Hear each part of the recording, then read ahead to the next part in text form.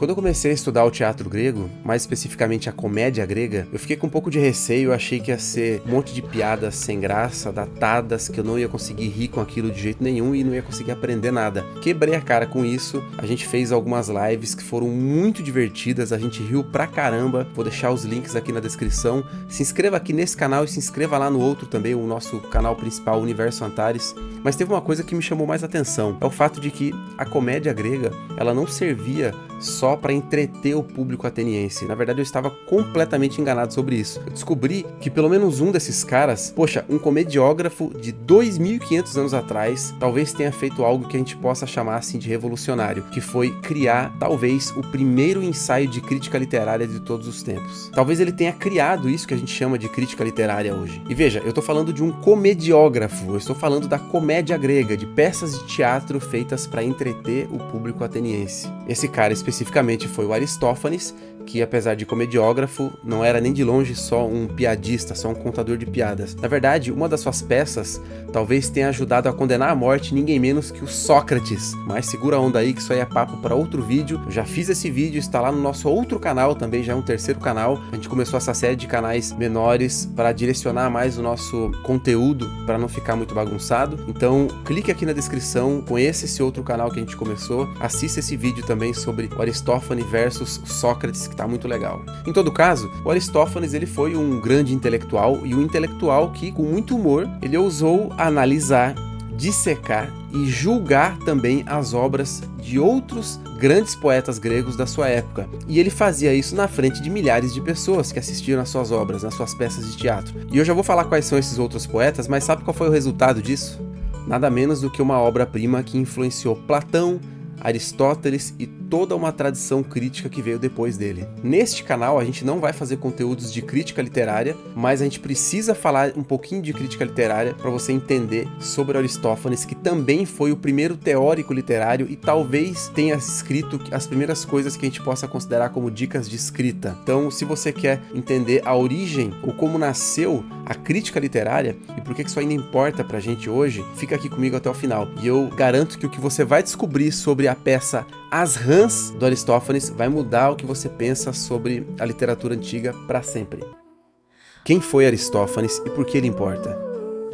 Então vamos lá, sem enrolação. O Aristófanes ele viveu durante o século de Péricles. Ele presenciou tanto o auge quanto a decadência de Atena durante a Guerra do Peloponeso, e as suas comédias refletiam justamente essa realidade turbulenta, por isso ele foi fazendo críticas pesadas à política e à guerra. E curiosamente também, ele é o único comediógrafo da chamada comédia antiga, de quem nós temos peças completas preservadas ainda hoje. Das centenas de autores que existiram nessa época, que fizeram peças de teatro de comédia, só 11 obras sobreviveram, todas elas do Aristófanes. E isso por si só já torna esse cara uma fonte fundamental para entender não só o gênero cômico, mas a própria Atenas daquela época. Uma outra coisa interessante também que acontecia é que as suas peças eram muitas vezes apresentadas em festivais religiosos, onde ele ganhou inclusive muitos concursos. Agora, o mais impressionante mesmo é que o Aristófanes tinha uma liberdade de fala inacreditável, a chamada isegoria, que é basicamente o que a gente chama de liberdade de expressão, mas para ele significava uma liberdade ou um poder de criticar os políticos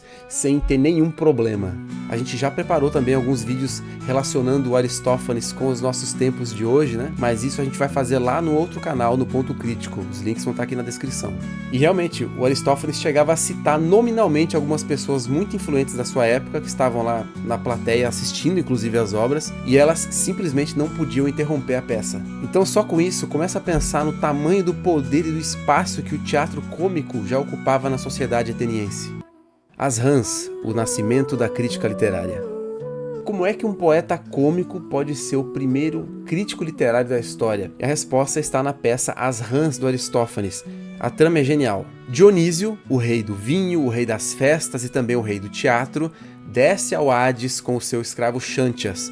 A missão dele é resgatar, trazer de volta à vida o Eurípides, que foi um dos grandes nomes do teatro grego. Mas a missão dele acaba passando por uma transformação e se transforma no seguinte: não, peraí, a gente não vai resgatar o Eurípides, a gente vai resgatar o melhor dos poetas trágicos, seja lá quem for. Essa é a discussão da trama. E isso porque o Eurípides tinha acabado de morrer e os grandes nomes do teatro grego já tinham morrido também antes dele. Estou falando aqui do Sófocles e principalmente do Ésquilo. Para você entender melhor o tema dessa discussão, basta você pensar no seguinte, que o clímax da peça é justamente o chamado Agon, que é um debate formal, no caso, entre os dois gigantes da tragédia grega, o Ésquilo e o Eurípides. Eles estão lá no Hades, um de frente para o outro, discutindo. E qual é a discussão? Eles vão discutir e se acusar sobre questões de estilo narrativo, de composição, de temas, de propósito das peças, inclusive do impacto social que as obras têm. E como é que ele consegue fazer isso de uma forma engraçada, de uma forma que realmente tirasse riso da plateia? Isso aqui que me convenceu de que a comédia grega era realmente uma grande coisa.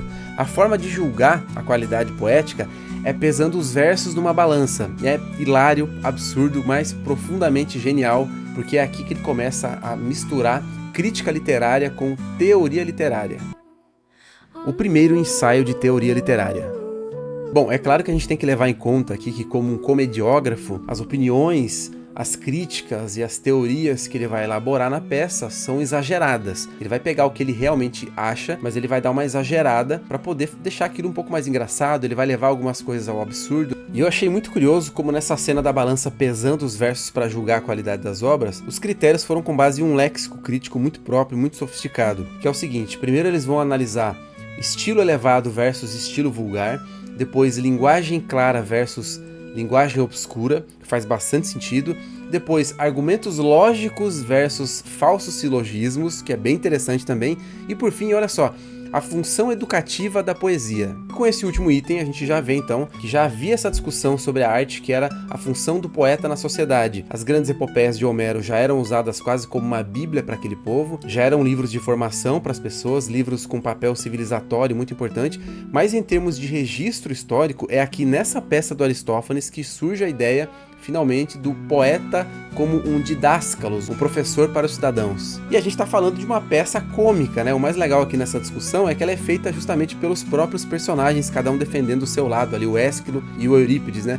O Ésquilo, nesse ponto aqui, defendendo que o papel do poeta é ensinar as virtudes para os cidadãos através das peças, e o Eurípides dizendo que não, o papel do poeta é ensinar o público a pensar e argumentar. E a forma como Aristófanes estrutura esse debate na peça, com argumentos e contra-argumentos, é uma simulação do método dialético, ou seja, muito antes de Platão, a gente sabe na verdade, né, que desde lá Heráclito já usava isso, mas é muito legal a gente ver o método dialético de argumento usado numa peça cômica de teatro. Ou seja, o que alguns filósofos faziam para discutir filosofia, aqui o Aristófanes está fazendo para discutir crítica literária e teoria literária. O impacto duradouro, de Platão aos nossos dias.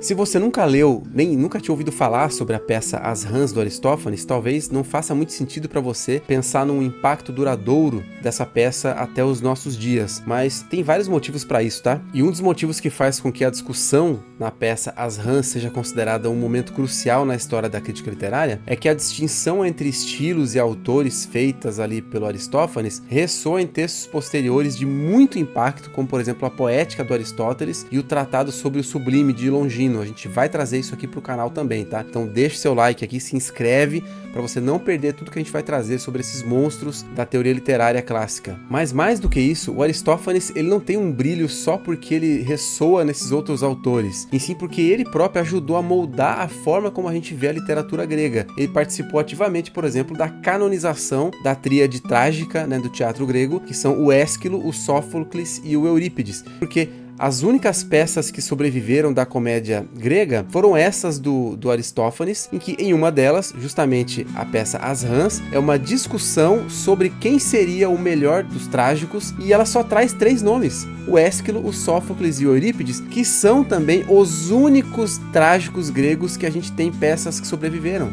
Ou seja, não bastasse terem só sobrevivido peças de 3 autores do teatro grego trágico, vem ali uma peça do Aristófanes para discutir quem são os melhores, e ele só traz esses 3 mesmos nomes. Isso então dá uma ideia pra gente de que realmente só sobreviveram as obras daqueles autores que houve muita cópia e recópia, porque eles eram os mais interessantes, eram os campeões, digamos assim, daquela época. Além disso, a crítica literária do Aristófanes, ela não trata só da estética, como a gente viu, né? Tinha uma dimensão moral e social ali muito forte. Nessa peça As Rãs, ele vai discutir a decadência da educação, ele defende que a poesia educa o ser humano e o cidadão, religião. Então são discussões que a gente tem até hoje e que o primeiro registro literário é uma comédia, gente, uma comédia grega. E se esses argumentos todos não são suficientes para mostrar para você o impacto duradouro do Aristófanes até hoje, eu preciso te lembrar de um outro autor importante, que é o Nietzsche, porque em uma das suas obras mais conhecidas, que é O Nascimento da Tragédia, o Nietzsche vai ecoar a visão aristofânica, por exemplo, ao associar o Eurípides à decadência cultural do Ocidente. E olha, estudar o Aristófanes hoje não é difícil como era antes. As obras dele estão sim bem enraizadas no contexto ateniense,